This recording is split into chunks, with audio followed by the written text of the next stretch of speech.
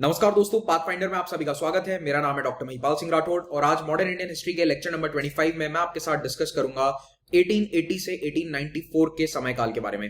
इस समय में तीन वाइसरॉय आए थे, रिपन, डफरिन और लैंसडाउन, जिसमें सबसे इंपॉर्टेंट है रिपन, क्योंकि रिपन ने बहुत सारे काम किए थे जो भारत के लोगों के लिए अच्छे थे।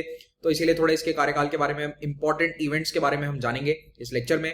आगे बढ़ने से पहले आपको बताना चाहता हूं कि अगर आप अनअकैडमी प्लेटफॉर्म पर मेरे स्पेशल क्लासेस प्लस कोर्सेज की जानकारी चाहते हैं, अपडेट्स पाना चाहते हैं, तो मुझे महिपाल सर नाम का जो हैंडल है वहां पर आप फॉलो कर सकते हैं। अन्य सभी प्लेटफॉर्म्स पर ये मेरा हैंडल है, महिपाल राठौड़। अगर आपको इस लेक्चर का पीडीएफ डाउनलोड करना है तो pathfinder_UPSC जो हमारा चैनल का ऑफिशियल टेलीग्राम चैनल है, वहां से आप डाउनलोड कर सकते हैं। जितने भी लेक्चर्स आते हैं पाथफाइंडर पर, उन सबका पीडीएफ आपको यहाँ पर मिल जाएगा। अगर आप अभी अनअकैडमी का सब्सक्रिप्शन लेते हैं 1 साल का, तो आपको एक स्पेशल ऑफर के तहत 4 महीने की एक्स्ट्रा वैलिडिटी मिलेगी। याद रखिए, ये ऑफर केवल 28 अप्रैल तक सीमित है। तो अगर आप मान लो 2022 के एग्जाम की तैयारी कर रहे हो तो आप 1 ईयर सब्सक्रिप्शन ले लीजिए, आपको एडिशनल 4 मंथ्स मिल जाएंगे। और या फिर अगर प्रीलिम्स की डेट एक्सटेंड हो जाती है तो 5 या 6 महीने तक आपका सब्सक्रिप्शन और वैलिड रहेगा। तो इसलिए आप प्रीलिम्स के लिए रिवीजन कर पाएंगे, रिवीजन बैचेस को ज्वाइन कर पाएंगे। अगर आप 23 की तैयारी कर रहे हैं तो सेम ऑफर है कि अभी अप्रैल 21 में अगर आप लेते हैं सब्सक्रिप्शन तो आपका 23 प्रीलिम्स की डेट तक वो वैलिड होगा, चाहे प्रीलिम्स अगस्त में हो, सितंबर में हो, अक्टूबर में हो। अगर प्रीलिम्स पहले ही हो जाता है, जुलाई में या जून में हो जाता है, तो 31 जुलाई तक आपका कोर्स वैलिड रहेगा। और इस कोर्स पर आपको एक्स्ट्रा 10% डिस्काउंट मिलेगा अगर आप कोड यूज करते हैं महिपाल। इस एडिशनल वैलिडिटी और डिस्काउंट के उपरांत आपको एक और ऑफर इस वक्त दिया जा रहा है, टिल 14 अप्रैल ये ऑफर है। अगर आप 14 अप्रैल से पहले पहले कोर्स को परचेस करते हैं तो आपको प्रिंटेड बुक्स मिलेंगी। पूरा जीएस का जो सिलेबस है जो हम पढ़ाते हैं वो आपको प्रिंटेड फॉर्मेट में मिल जाएगा। 20 जीएस की किताबें हैं और ये आपको मिलेंगी केवल अगर आप 14 अप्रैल तक ये कोर्स को परचेस करते हैं। उसके बाद नहीं मिलेगी। हाँ, एक्सटेंडेड वैलिडिटी जरूर रहेगी। अब अनअकैडमी पर आपके लिए रेगुलर बैचेस शुरू हो चुके हैं, तो ऐसा नहीं है कि आपको कोई दिशा निर्देश नहीं मिलेगा कहां पे कैसे पढ़ना है। प्रॉपर बैच है। आप 2022 के लिए पर्टिकुलर बैच ज्वाइन कीजिए, 23 के लिए जो बैच चल रहा है वो ज्वाइन कीजिए। वहां पर आपको जो आपके फेवरेट फैकल्टीज हैं वो आपको पढ़ाएंगे। भारत के सभी बेस्ट फैकल्टीज अनअकैडमी प्लेटफॉर्म पर यूपीएससी की तैयारी करवा रहे हैं।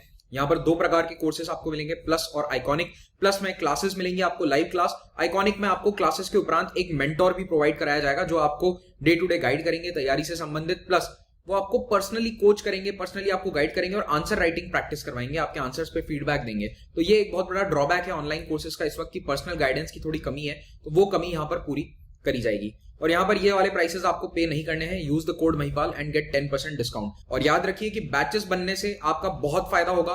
बैचेस को ज्वाइन कर लो, एक फिक्स टाइम होगा आपकी पढ़ाई का, फिक्स टाइम होगा क्लास का। इतनी बजे हिस्ट्री की क्लास है, इतनी बजे पॉलिटी की क्लास है। तो ये बैच का जो फॉर्मेशन है ये अब लगातार हो रहा है, हर महीने बैचेस बन रहे हैं। तो आप इन पर्टिकुलर बैचेस को आप ज्वाइन कर सकते हैं। ऑप्शनल की तैयारी अगर करना चाहते हैं तो उसके लिए भी बहुत अच्छे कोर्सेज अवेलेबल हैं अनअकैडमी प्लेटफॉर्म पर। अगर आप ऑप्शनल प्लस जीएस का कंबाइंड ऑफर लेते हैं तो आपको यहाँ पर कुछ एडिशनल डिस्काउंट मिल जाएगा और ये प्राइसेस भी पे नहीं करनी है। Use the code Mahipal and get 10% discount even on this price. अगर आप SSC, bank, railway, state PCS जैसे एग्जाम्स की तैयारी कर रहे हैं तो इन सभी के लिए कोर्सेज प्लेटफॉर्म पर उपलब्ध हैं। ये प्राइसेस नहीं रहेंगी। Use the code and avail the course at this price. Lecture number 22 में मुझसे एक गलती हो गई थी, एक टाइपिंग एरर हुआ था मुझसे। मंगल पांडे को फांसी पे चढ़ाए जाने की जो डेट है वो 6 अप्रैल नहीं थी, वो 8 अप्रैल 1857 थी। तो याद रखिएगा ये गलती हुई थी, इसके लिए मैं आपसे करेक्शन करा रहा हूं। ध्यान रखना, आप अपने नोट्स में करेक्शन कर लीजिए, पीडीएफ में भी हो सके तो करेक्शन कर लीजिए कि 6 अप्रैल नहीं है, डेट है 8 अप्रैल। चलिए अब आते हैं हम लॉर्ड रिपन पे। तो रिपन जो है इसको एक पॉजिटिव नजर में देखा जाता है। तो जैसे लिटन जो लेकर आया था नेगेटिव टाइप के रिफॉर्म्स थे, नेगेटिव इन द सेंस कि भारतीय लोगों के लिए गलत थे, सही नहीं थे। रिपन इसका उल्टा भारतीय लोगों का भला करता था। रिपन को इसीलिए याद किया जाता है। Lord Ripon was the viceroy from 1880 to 1884। 4 साल के लिए वाइसरॉय था और इसको अपॉइंट किया गया था स्पेसिफिकली प्राइम मिनिस्टर ग्लैडस्टोन के द्वारा। ग्लैडस्टोन वहां पर एक रेवोल्यूशनरी प्राइम मिनिस्टर माना जाता है यूके में। Gladstone was from the liberal party. नाम में ही लिबरल है तो आप समझ सकते हो कि पॉलिसीज भी लिबरल होगी। तो प्राइम मिनिस्टर ने भेजा रिपन को यहाँ पर स्पेशल ड्यूटी देकर कि तुम जाओ भारत में कुछ भला करके आओ, थोड़ा लिबरल पॉलिसीज रखो। ये लिटन जो था ये तो बहुत ज्यादा कंजर्वेटिव अप्रोच का था, इसने भारत के लोगों का कोई भला नहीं किया।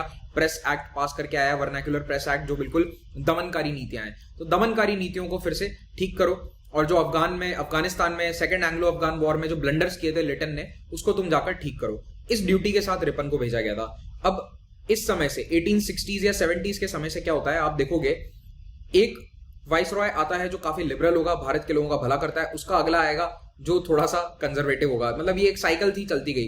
इसके पीछे बहुत बड़ा रीजन ये है कि जो पार्टी वहां पावर में होती थी वो तय करती थी कि कौन यहाँ वाइसरॉय बनकर आएगा। तो अगर जैसे कंजर्वेटिव पार्टी है तो फिर वो थोड़े से कंजर्वेटिव वाइस रॉयस को भेजती थी। अगर कोई लिबरल पार्टी है या फिर बाद में लेबर पार्टी है, वो अगर पावर में है तो वो थोड़े से लिबरल या डेमोक्रेटिक विचारों वाले इनको वाइस रॉयस को यहाँ पर भेजा करती थी। तो ये थोड़ा सा आप देखेंगे आने वाले समय में एक साइकिल सा है जो चलता रहेगा। तो लिटन जो है वो हमारे लिए थोड़ा खराब है, रिपन हमारे लिए थोड़ा सा अच्छा है। अब रिपन के कार्यकाल का सबसे पहला और इंपॉर्टेंट निर्णय था फैक्ट्री एक्ट को भारत में पास करना। भारत में फैक्ट्रियां कहां से आई? तो देखो भारत में भी फैक्ट्री आने लग गई थी। 19th सेंचुरी का जो सेकंड हाफ है, यानी कि 1850 के बाद का जो समय है, इस समय में भारत में थोड़ी थोड़ी फैक्ट्रीज लगनी शुरू हो गई थी, मॉडर्न इंडस्ट्री आ गई थी। उस स्तर का इंडस्ट्रियल रेवोल्यूशन नहीं आया था यहाँ पर जो आ सकता था, जिसको ब्रिटेन आने नहीं देना चाहता था, लेकिन उसके बावजूद थोड़ी बहुत फैक्ट्रीज तो लगनी शुरू हो गई थी। इनिशियली यहाँ के इंडस्ट्रियल वर्कर्स की भी हालत काफी खराब थी, बिल्कुल यूरोप और इंग्लैंड की तरह। तो यहाँ पर भी ना वर्कर्स अच्छी कंडीशन में थे ना वहां पर थे। कंपनीज का मकसद क्या था? मैक्सिमम प्रॉफिट अपनी फैक्ट्री से निकालो। वर्कर्स की कंडीशन क्या है उससे उन्हें कोई लेना देना नहीं है, मर भी जाएंगे तो दूसरे आ जाएंगे उनकी जगह, ये सोच थी। तो फैक्ट्री वर्कर्स की कंडीशंस काफी बदतर थी। लंबे उनसे कई घंटों के लिए काम कराया जाता था, 12-15 घंटों तक काम कराया जाता था। तो ये इस तरह का माहौल उस समय था। Long working hours, low wages, और महिला और बच्चों की हालत तो और भी खराब थी। महिलाओं से भी काम करवाया जाता था, बच्चों से भी काम करवाया जाता था। फैक्ट्रीज ओवर क्राउडेड थी, वेंटिलेशन उनमें नहीं था सही से, हेल्थ के ऊपर कोई ध्यान नहीं दिया जाता था। उस समय कोई कॉन्सेप्ट ही नहीं था ओशा का। ओशा समझते हो ना, ऑक्यूपेशनल सेफ्टी एंड हैजार्ड्स। इसका कोई कॉन्सेप्ट ही नहीं हुआ करता था, कोई सेफ्टी मेजर नहीं है। पुरानी बॉलीवुड फिल्मों में नहीं देखा आपने, फैक्ट्री में कोई काम कर रहा है, उसका हाथ कट गया, हाथ चला गया उसके अंदर मील में। अमिताभ बच्चन की फिल्मों में बहुत आता था इस तरह का, वो एक्चुअली में वो होता था उस समय। तो इसीलिए ये कोई कॉन्सेप्ट नहीं था कि फैक्ट्री में सेफली काम कर रहे हैं। इसके बारे में जवाहरलाल नेहरू ने अपनी किताब में बहुत अच्छे से डिस्क्राइब किया है। ग्लिम्पसेस ऑफ वर्ल्ड हिस्ट्री इनकी किताब है। By the way Nehru was a very good writer, इन्होंने बहुत किताबें लिखी है जैसे डिस्कवरी ऑफ इंडिया एटसेट्रा। तो ग्लिम्पसेस ऑफ वर्ल्ड हिस्ट्री में नेहरू जी ने ये लिखा है कि ये जो फैक्ट्रीज की कंडीशंस थी ना, ये किसानों से थोड़ी सी अलग थी। यहाँ के जो वर्कर्स हैं उनकी सोच थोड़ी अलग थी। किसानी में क्या होता है कि एक किसान ये सोचता है कि अगर मैं गरीब हूं या फिर मेरी जो हालत है वो प्रकृति के कारण है, बारिश नहीं हो रही, मेरी फसल नहीं होगी, तो मैं गरीब रहना भगवान की मर्जी है कि बारिश नहीं होगी, तुम्हारे जमीन पर अनाज नहीं होगा, तो मेरी गरीबी, मेरी जो बदहाली है उसका कारण यानी कि ऊपर वाली ऐसी शक्तियां हैं जो इंसान के बस से बाहर हैं, सुपर नेचुरल फोर्सेस के कारण है। तो वो संतोष करके बैठ जाता था।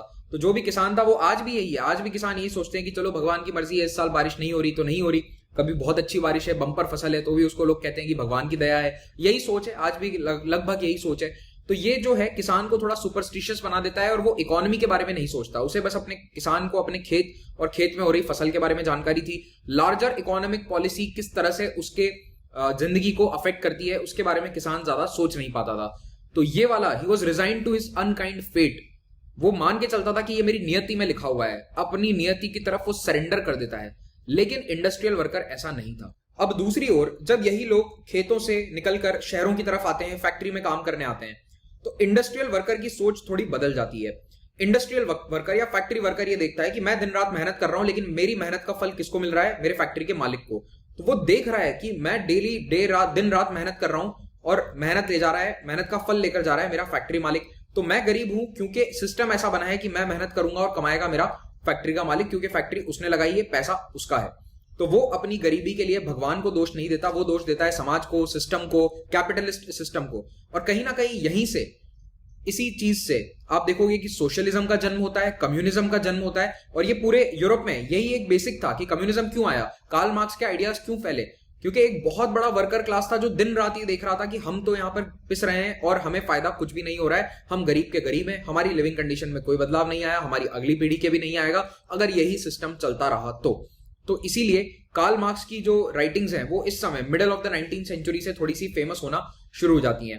और ये जो लेबर है, जो भारत के संदर्भ में भी अगर मैं बात करूं, तो वो क्लास कॉन्शियस हो जाता है। वो देखता है कि कैसे अलग अलग क्लासेस हैं, अपर क्लास है, वर्कर क्लास है, और इसी के कारण डिसकंटेंट और रिवोल्ट भी होता है। लेकिन भारत में इस प्रकार का कोई रिवोल्ट नहीं हुआ, क्योंकि यहाँ का जो वर्कर है वो पढ़ा लिखा नहीं था, तो वो कार्ल मार्क्स के आइडियाज को पढ़ नहीं पा रहा था। लेकिन वो देख जरूर रहा था कि हमारे साथ गलत हो रहा है, बस वो पढ़ा लिखा नहीं था, इसलिए वो कार्ल मार्क्स के आइडियाज को यहाँ पर इंप्लीमेंट नहीं कर पाया। कई देशों में हो गए तो वहां पर कम्युनिस्ट क्रांतियां आ गई। तो 1830 ऑनवर्ड्स क्या होता है कि दुनिया भर में एक लेबर मूवमेंट चालू होता है। इंग्लैंड में भी हुआ था, यूरोप के कई देशों में हुआ था, और भारत में भी इस मूवमेंट की थोड़ी सी शुरुआत होती है ब्रिटेन से इंस्पायर होकर। तो देखो 1830s में क्या होता है कि ब्रिटेन के जो फैक्ट्री वर्कर्स हैं उनमें से कुछ अच्छे अच्छे वर्कर्स थे, जैसे रॉबर्ट ओवन का नाम आता है, लैंकाशायर के अंदर ये एक टेक्सटाइल फैक्ट्री ओनर थे। ये आंदोलन चलाते हैं कि भाई फैक्ट्री वर्कर्स की कंडीशंस को सुधारना चाहिए। फ्रांस के अंदर सेंट सिमोनियंस ये चलाते हैं आंदोलन। तो इस प्रकार से 1840 में जाकर ब्रिटेन में फैक्ट्री एक्ट पास होता है, जिसमें रूल लाया जाता है कि 10 घंटे से ज्यादा कोई काम नहीं करवा सकता अपने वर्कर से। तो ये 1840s में ब्रिटेन की बात हो रही है। अब जब ये मॉडर्न इंडस्ट्री भारत आई तो इन लोगों को क्या मिल गया, एक बाईपास मिल गया कि चलो ब्रिटेन में तो 10 घंटे करवा सकते हैं, जाके बॉम्बे में फैक्ट्री लगा लो, वहां पे करवाओ 15 घंटे काम, वहां तो कोई कानून है नहीं और हम कानून बनने देंगे नहीं क्योंकि हम लॉबी करेंगे। तो ये जो फंडा है, ये इसके कारण यहाँ पर थोड़ी सी इंडस्ट्री भी ज्यादा डेवलप होती है। कई सारे लोग यहाँ पर आकर फैक्ट्री भी लगाते हैं, बहुत ज्यादा नहीं, मैं ये नहीं कह रहा कि पूरा वहां से माइग्रेशन हो गया, एफडीआई इन्फ्लोज नहीं बढ़ गए देश के, ऐसा नहीं था, लेकिन हाँ वहां पर जब रूल्स एंड रेगुलेशन थोड़े स्ट्रिक्ट हुए तो यहाँ आ गए। इनफैक्ट आप देखोगे अगर आज भी यही चल रहा है, क्योंकि यूएसए के अंदर वर्किंग कंडीशंस वर्कर्स की बहुत मायने रखती हैं, महंगा है वहां पर लेबर। तो आज क्या हो रहा है, दुनिया की ज्यादातर बड़ी कंपनियां मैन्युफैक्चरिंग कहां करती है, एशिया में, चाइना में, वियतनाम में, भारत में, इन देशों में मैन्युफैक्चरिंग आती है। वियतनाम चाइना में क्यों फैक्ट्रीज लगी हुई है इतनी बड़ी बड़ी, उसके पीछे रीजन यही है, चीप लेबर है, रूल्स एंड रेगुलेशंस वर्कर्स के इतने स्ट्रिक्ट नहीं है। खैर कोई, अभी तो आप पीछे 19th सेंचुरी में आ जाओ। तो इसके कारण क्या होता है कि ब्रिटेन की जो इंडस्ट्रीज है उनको भी कॉम्पिटिशन मिलने लगा, क्योंकि अब तो जो प्रोडक्शन यूरोप में होता था, जो इंग्लैंड में होता था, वो प्रोडक्शन यही हो रहा है भाई। यहीं पे टेक्सटाइल मिल लग गई, बॉम्बे में बड़ी बड़ी टेक्सटाइल मिलें खुलनी शुरू हो गई। और उससे क्या होता है कि ब्रिटेन के जो मालिक हैं फैक्ट्री ओनर्स, उनको दिखता है कि ये हमारे साथ तो धोखा हो गया, हम क्योंकि इंग्लैंड में फैक्ट्री लगाकर बैठे हैं, हमें तो नियम कायदों का पालन करना पड़ रहा है। मेरे भाई ने जाकर बॉम्बे में फैक्ट्री लगा ली, वो तो बढ़िया एकदम 15 घंटे 16 घंटे काम करवा रहा है, बच्चों से काम करवा रहा है, कोई रोकने वाला नहीं है उसको। तो इससे क्या होता है कि ब्रिटेन के जो फैक्ट्री वर्कर हैं वो खिसियानी बिल्ली खंबा नोचे वाली हालत में, जो कि आज भी कई लोग करते हैं इस तरह की हरकतें, उसमें आकर वो डिमांड करते हैं कि भारत के अंदर भी लेबर कंडीशन सुधारो, मतलब जलन के मारे कि भारत की लेबर कंडीशन सुधारो, क्योंकि हमारे यहाँ सुधार दी है तो हमारा प्रोडक्शन थोड़ा सफर कर रहा है। तो फाइनली उनकी बात सुनती है सरकार और 1875 में पहला कमीशन बिठाया जाता है जो भारत के अंदर फैक्ट्रीज में लेबर कंडीशंस को स्टडी करेगा। इस कमीशन की रिपोर्ट आने के बाद 6 साल बाद 1881 में फाइनली भारत का पहला इंडियन फैक्ट्री एक्ट पास होता है, दूसरा वाला पास होगा 1891 में। तो ये 2 फैक्ट्री एक्ट हैं जो आपको याद रखने हैं, ये दोनों ही पूछे जाते हैं एग्जाम में, ठीक है, क्योंकि ये पहले शुरुआती फैक्ट्री एक्ट थे, इन्होंने कई वर्किंग कंडीशंस को बदला था। तो प्रीलिम्स में सीधे सीधे इनसे सवाल आ जाता है। तो प्रीलिम्स में यही सब पूछते हैं कि बच्चों की वर्किंग एज कितनी कर दी थी। तो देखो पहली चीज, इस एक्ट ने 7 साल से कम उम्र के बच्चों को फैक्ट्री में एम्प्लॉय करने से बैन लगा दिया था। जी हाँ, अगर आप कोई बच्चा 7 साल और 6 महीने का है तो वो फैक्ट्री में काम कर सकता था, उससे आप काम ले सकते थे। वर्किंग आवर्स रिस्ट्रिक्ट कर दिए गए थे 9 घंटे बच्चों के लिए। 12 साल से कम उम्र का बच्चा है तो उसको 9 घंटे से ज्यादा काम नहीं करवा सकते, 12 से ऊपर है तो उसको आप ज्यादा काम करवा सकते हो। बच्चों को दिन में 1 घंटा आराम देना जरूरी है और महीने में 4 छुट्टी देना जरूरी है। हैजार्डस मशीन, जिनमें हाथ वाथ कटने का डर है, उनके आसपास फेंसिंग कराई जाए ताकि कोई गलती से उनके अंदर जाकर मर ना जाए, अपने हाथ पांव ना खो बैठे। इंस्पेक्टर अपॉइंट किए गए, लेबर इंस्पेक्टर, जो जाकर फैक्ट्रीज में चेक करेंगे कि ये नियम कानूनों का पालन हो रहा है या नहीं। अगर आप फैक्ट्री वर्कर्स की कंडीशन के बारे में थोड़ा और अच्छे से जानना चाहते हैं या फिर एक एंटरटेनिंग पॉइंट ऑफ व्यू से उसको जानना चाहते हैं तो नेटफ्लिक्स का एक शो है इंग्लिश गेम, ठीक है। बाय द वे मुझे नेटफ्लिक्स पैसा वैसा नहीं देता है ये सब बोलने के लिए, बस बता रहा हूं आपको कि कभी बोर हो तो ऐसी चीजें देखो जो पढ़ाई से संबंधित है। तो कभी आप पढ़ाई से बिल्कुल बोर हो गए कि आज तो मुझे कुछ देखना है, तो बेसिर पैर की फिल्में मत देखना, कम से कम ढंग की चीजें देखो। इसीलिए मैं यहाँ पर रिकमेंडेशन दे देता हूँ आपको कि इतिहास से जुड़ी हुई चीजें देखा करो। अच्छा, एक और बात है, अगर आपको लेक्चर्स अच्छे लग रहे हैं तो प्लीज वीडियो को लाइक जरूर करें। अगर आप लाइक करते हैं वीडियो को तो YouTube के एल्गोरिदम को लगता है कि ये बहुत अच्छा वीडियो है, इसमें काम की बातें हो रही है, तो ये और पढ़ाई की बातें पढ़ाई वाले बच्चों को दिखाता है, ठीक है। उसको समझ में आ जाता है कि यहाँ पर ढंग की बातें हो रही है, इसीलिए लोग इसको लाइक कर रहे हैं, फालतू बात हम नहीं करते। रिपन के कार्यकाल की अगली घटना है रेंडिशन ऑफ मैसूर। रेंडिशन का मतलब क्या होता है, किसी को कोई चीज वापस दे देना। तो मैसूर जो है, अगर आपको याद हो, मैंने पिछले लेक्चर्स में एक बार आपको बताया था कि मैसूर को बेंटिक के समय में डायरेक्ट ब्रिटिश रूल के अधीन ले लिया गया था, क्योंकि उनको लगा कि जो वोडेयार डायनेस्टी का राजा है वो ठीक से गवर्नेंस नहीं चला रहा है। तो याद करो, कब्बन को भेजा गया था, कब्बन याद है ना, तो कब्बन को भेज दिया था वहां पे गवर्नेंस चलाने के लिए। लेकिन रिपन आया और रिपन ने देखा कि भाई अब 50 साल हो गए हैं तो अच्छा खासा मैसूर चल सकता है। तो मैसूर के राजा को फिर से उनका राज्य दे दिया गया कि अब डायरेक्ट रूल में आप नहीं है, आप अपना राज्य फिर से अपने पास रखिए और उसको चलाइए अच्छे से। तो मैसूर को एज अ प्रिंसली स्टेट री इंस्टेट कर दिया गया, यानी कि डलहौजी जो काम करके गया था उसका उल्टा इन्होंने आकर रिपन ने कर दिया।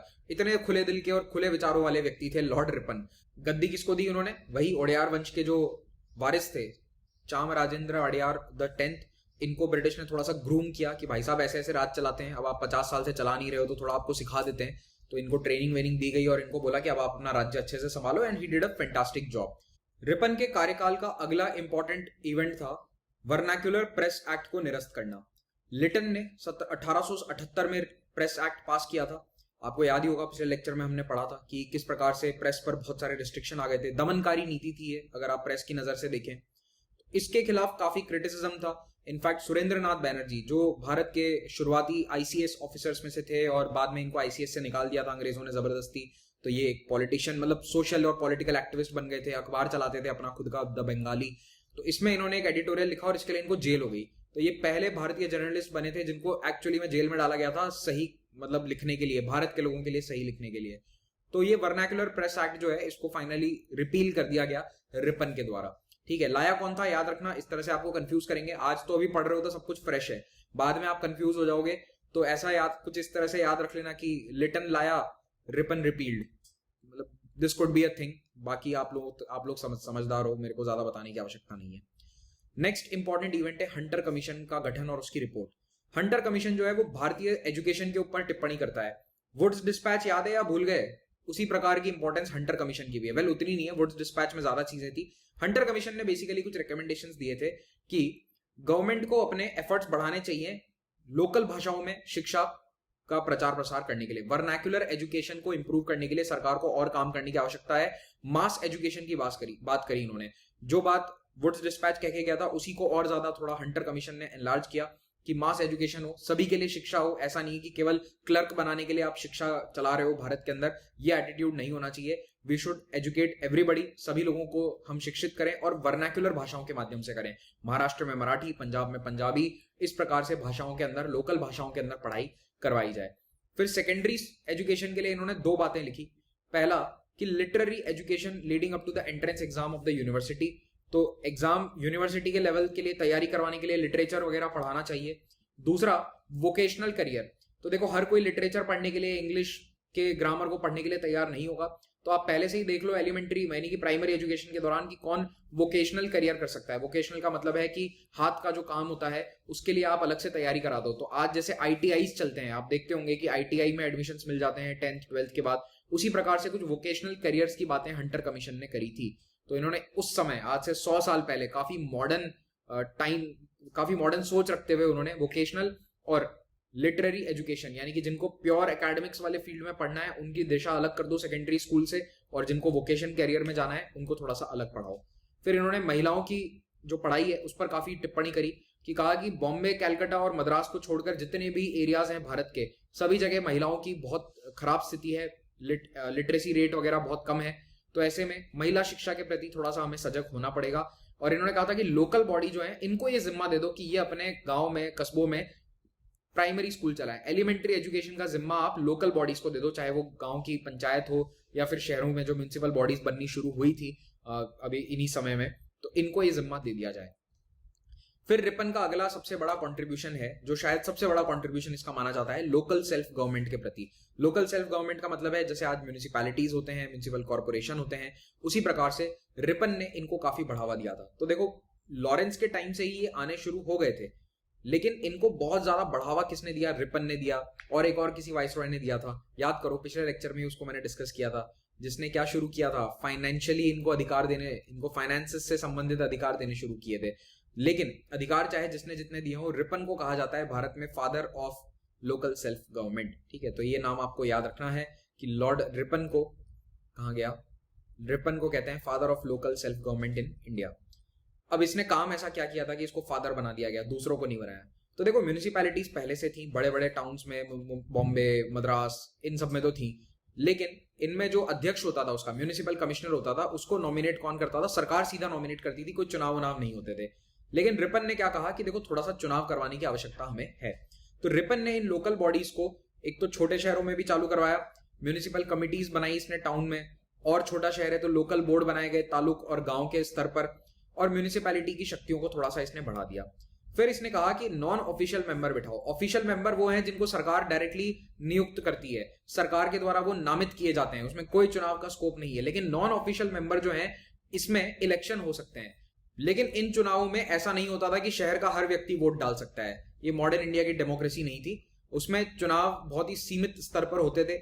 कुछ लोग चुनाव में वोट डाल सकते थे, जैसे जो टैक्स पे कर रहे हैं, जो लैंड ओनर हैं, जिनके पास जमीन है, लेकिन फिर भी कम से कम शुरुआत तो है। It is a starting, it is a beginning. तो नॉन ऑफिशियल मेंबर्स का चुनाव हो सकता था, और वो भी तब जब सरकार को उस एरिया में लगे कि ठीक है चुनाव करवाए जा सकते हैं। तो मान लो बॉम्बे प्रेसिडेंसी है, बॉम्बे प्रेसिडेंसी में पुणे शहर है।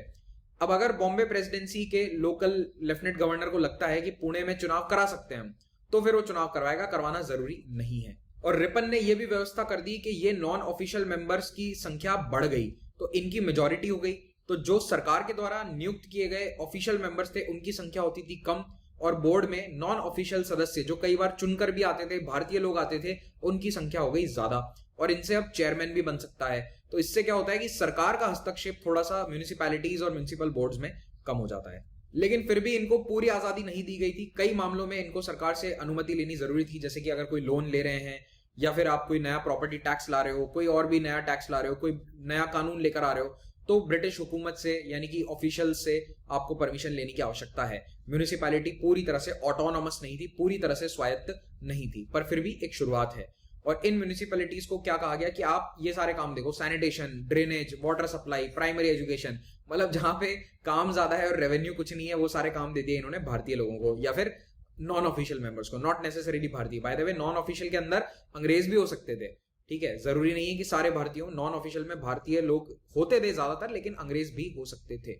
अब हर हफ्ते जो मैं हिस्ट्री का डाउट सेशन लेता हूं, उसमें कल मुझसे एक छात्र ने पूछा कि काम तो लॉरेंस ने भी किया, लिटन ने भी किया, मेयो ने भी किया, मेयो ने भी बहुत सारी फैसिलिटीज दी इनको, लोकल बॉडीज को, तो रिपन को ही father of local self government क्यों कहा जाता है? वो इसीलिए कहा जाता है क्योंकि डिस्ट्रिक्ट और तालुक बोर्ड्स इसने बनवाए थे, यानी कि शहरों से आगे चलकर डिस्ट्रिक्ट लेवल पर जो लोकल बॉडीज हैं उसकी संरचना किसके समय में ज्यादा आगे आती है? रिपन के समय में।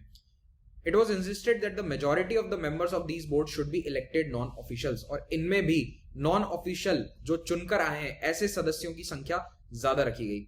रिपन ने इन लोकल सेल्फ गवर्नमेंट वाली संस्थाओं को एग्जीक्यूटिव पावर्स भी दिए और कहा कि जो आपके पास पैसा आ रहा है उसका आप इस्तेमाल कर सकते हैं अपने अनुसार, लेकिन कुछ रिस्ट्रिक्शंस थे, वो मैंने आपको पहले ही बता दिए। और ये जो भी लोकल बॉडीज थी, रिपन ये कहता था कि वहां पर इलेक्शन कराओ, इलेक्शन होना बहुत जरूरी है। ऐसा नहीं है कि सरकार डायरेक्ट नियुक्त कर दे। तो पुणे म्युनिसिपल कमिश्नर को डायरेक्ट नियुक्त नहीं किया जाएगा बॉम्बे प्रेसिडेंसी के गवर्नर या लेफ्टिनेंट गवर्नर के द्वारा, बल्कि आप चुनाव करवाइए और फिर अपॉइंट कीजिए। अब ये सारी बातें जो मैंने अभी डिस्कस करी, ये रिपन्स रेजोल्यूशन ऑफ 1882 कहलाते हैं। तो रिपन ने ये निर्णय लिया था कि ये सारी चीजें होनी चाहिए, लेकिन इसके लिए कानून था या नहीं? नहीं, कानून नहीं था, लेकिन कानून धीरे धीरे बनाया गया। तो रिपन के इन सभी सपनों को साकार करने के लिए ब्रिटिश हुकूमत ने कई सारे कानून पास किए, मतलब इसी ने करवाया रिपन ने, और 83 से 85 के बीच में इन कानूनों के कारण रिपन रेजोल्यूशन की कई बातें पूरी हो सकी। लेकिन फिर भी इसके कुछ ड्रॉबैक्स हैं। पहला, इलेक्टेड मेंबर जो हैं वो डिस्ट्रिक्ट बोर्ड के अंदर अभी भी माइनॉरिटी में थे और कई म्युनिसिपैलिटीज में भी माइनॉरिटी में थे, तो सभी जगह इलेक्टेड मेंबर्स को मेजॉरिटी नहीं मिल पाई थी। तो अभी भी ब्रिटिश सरकार का अच्छा खासा हस्तक्षेप इसमें था।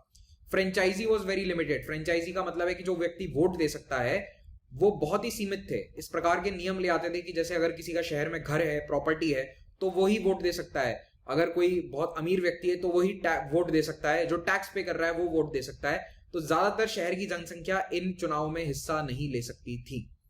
और गवर्नमेंट इन सभी बोर्ड्स पर, चाहे वो भारतीय लोगों द्वारा बनाए गए हों, भारतीय लोग उसमें ज्यादा हों, फिर भी उन पर बहुत कंट्रोल जमाए रखती थी। और अगर उनको लगता था कि ये ज्यादा थोड़ा भारतीय लोगों का भला कर रहे हैं तो उनको सस्पेंड भी कर दिया जाता था। तो कई बार कई म्युनिसिपल बॉडीज को डायरेक्टली सस्पेंड कर दिया गया क्योंकि वहां पर भारतीय लोगों के फेवर में निर्णय लिए जा रहे थे। और इसके पीछे रीजन ये था कि जो ब्यूरोक्रेसी थी, जो ज्यादातर ब्रिटिश अफसर थे, वो रिपन की तरह खुले विचारों वाले, लिबरल विचारों वाले लोग नहीं थे। उनका लक्ष्य जीवन में ये नहीं था कि भारत के लोगों का भला हो, उनका लक्ष्य ये था कि हमारी सत्ता यहां पर बनी रहे। उनको लगता था कि भारतीय लोग तो सेल्फ गवर्नमेंट के लिए बने ही नहीं है, ब्राउन लोगों के ऊपर तो केवल गोरे ही राज करेंगे, गोरों की किस्मत में लिखा हुआ है, हमें ये भगवान ने जिम्मेदारी दी है कि हम इनके ऊपर राज करेंगे। इस प्रकार की सोच थी। किसी को पता है वो व्हाइट मैन्स बर्डन आपने सुना हो, तो वो यही था कि हमारा ये बर्डन है, हम पर बोझ डाला है भगवान ने, ऊपर वाले ने, कि ब्लैक और ब्राउन रेस के ऊपर हम राज करेंगे। लेकिन रिपन ने इस माइंडसेट को बदलने की कोशिश करी, लेकिन 4 साल में बहुत ज्यादा वो बदल नहीं पाया।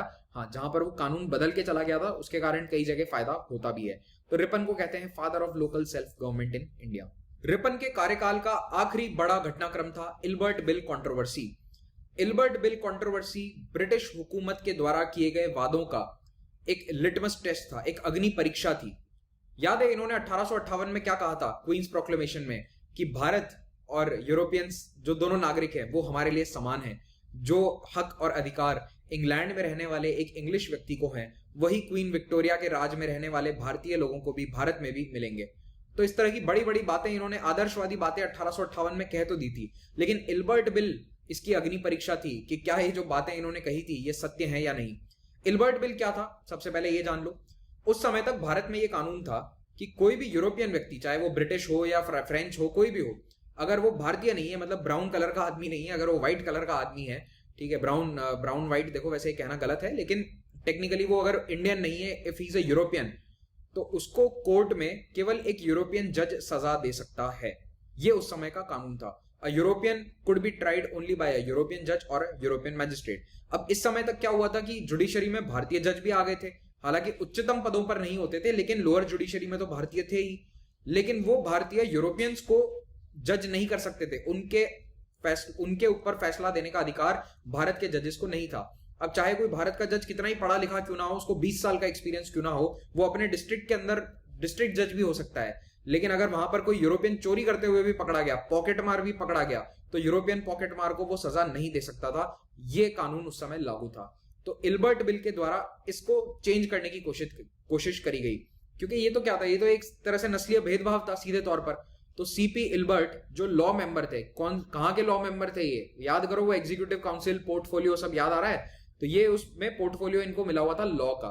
तो सीपी इल्बर्ट नाम के जो ये मेंबर थे, इन्होंने एक बिल पेश किया 1883 में, और इस डिस्क्रिमिनेशन को खत्म करने की कोशिश करी कि जुडिशरी में अब कोई भी अलग अलग डिस्क्रिमिनेशन नहीं होगा रेस के आधार पर। अगर कोई भारतीय जज है तो वो भी यूरोपियंस को सजा दे सकता है। लेकिन जितने भी यूरोपियन भारत में रहते थे वो एकदम इसके अगेंस्ट ऑपोजिशन में आ गए, प्रदर्शन करने की बातें करने लगे। हालांकि सड़कों पर प्रदर्शन उन्होंने किया नहीं, लेकिन इन्होंने लॉबिंग शुरू कर दी। 1.5 लाख रुपए इकट्ठे कर लिए इन्होंने, और इकट्ठे करके एक एसोसिएशन बनाया जिसका नाम है डिफेंस एसोसिएशन। ये अपनी राइट्स का डिफेंड कर रहे थे कि हमें केवल एक यूरोपियन जज सजा देगा, इस अधिकार का हम डिफेंस करेंगे। और इस डिफेंस एसोसिएशन ने भारी लॉबिंग शुरू करी। इन्होंने इंग्लैंड में जो अखबार है उनको जाकर ये बताया कि देखो यहाँ क्या हो रहा है, हमें यहाँ पर ब्राउन लोगों के बराबर समझा जाएगा, क्या ये दिन आ गए, हमें ये दिन देखने के लिए हम भारत आए थे। इस तरह की बातें इन्होंने जाकर भड़कानी शुरू करी, और इंग्लैंड के जितने भी अखबार हैं वो इन लोगों के फेवर में आ गए। डेली वहां पर एडिटोरियल छपते थे कि ये रिपन तो पागल हो गया है, इल्बर्ट पागल हो गए हैं, ये लोग तो भारत के बराबर कर देंगे हमारे लोगों को,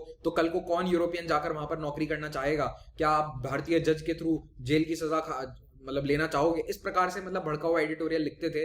तो इंग्लैंड में जो लोगों का मन है वो पूरा पलट गया। रिपन पर लोग नाराज होना शुरू हो गए कि ये रिपन तो गलत कर रहा है, भाई हम तो ऊपर ही रहेंगे ना, हम थोड़े से इनसे ऊपर हैं, इनसे अलग हैं, वो वाली भावना लोग भड़कानी शुरू कर दी। और अल्टीमेटली रिपन को बिल अमेंड करना पड़ा, क्योंकि ब्रिटिश सरकार भी इसके फेवर में नहीं रही, और यहाँ पर दोनों जगह, यहाँ पर भी और वहां पर भी, लंदन और कैलकाटा दोनों जगह।